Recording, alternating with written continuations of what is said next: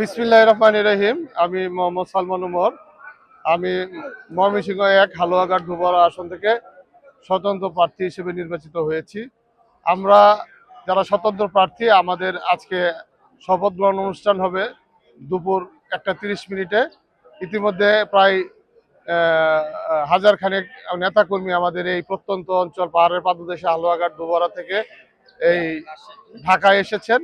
আমি প্রথমে আমাদের নেতাকর্মীদেরকে নিয়ে শহীদ রাষ্ট্রপতি জিয়া রহমানের মাজার এবং মরহুমা দেশনেত্রী বেগম খালেদা জিয়ার মাজার জিয়ারত করলাম। আমাদের নেতাকর্মীরাও আমাকে পরামর্শ দিয়েছিলেন যে প্রথমে আমরা আমাদের নেতা এবং নেত্রী মাজার জিয়ারত করি। আমাদের নেতাকর্মীদেরকে নিয়ে আমরা মাজার জিয়ারত করলাম। হালুয়াঘাট ধুবরা একবারে আমাদের পাহাড়ের পাদদেশে একবারে প্রত্যন্ত একটি এলাকা, খুব দরিদ্র এলাকা। ওইখানে আমাদের রাস্তাঘাটের সমস্যা, বিদ্যুতের সমস্যা, শিক্ষা, স্বাস্থ্য সকল খাতে আমাদের মনে করেন সমস্যা জর্জরিত আমাদের এই এলাকা।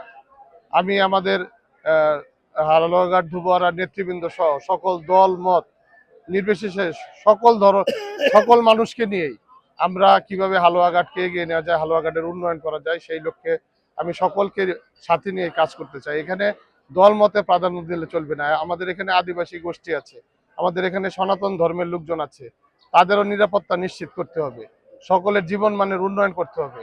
পাশাপাশি আমাদের শিক্ষার ব্যবস্থার উন্নয়ন করতে হবে, স্বাস্থ্য খাতে উন্নয়ন করতে হবে। আমাদের এখানে পর্যটন ক্ষেত্রে অপার সম্ভাবনা আছে, সেটাকে কাজে লাগাতে হবে। আমাদের এখানে হালুয়াঘাটে 2টি স্থলবন্দর আছে, সেই স্থলবন্দরকে পূর্ণাঙ্গ স্থলবন্দর হিসেবে রূপান্তর করলে ব্যবসায়ের দ্বার উন্মোচিত হবে। নানা ধরনের চ্যালেঞ্জ অবশ্যই আছে, সেই চ্যালেঞ্জকে মোকাবেলা করেই আমরা ইনশাল্লাহ আগামী 5 বছর হালুয়াঘাটকে এবং ধুবরাকে সারা বাংলাদেশের কাছে একটি মডেল হিসেবে পরিচিত করতে চাই। মানুষের সবচেয়ে বড় চাহিদা হলো তার জীবনের নিরাপত্তা।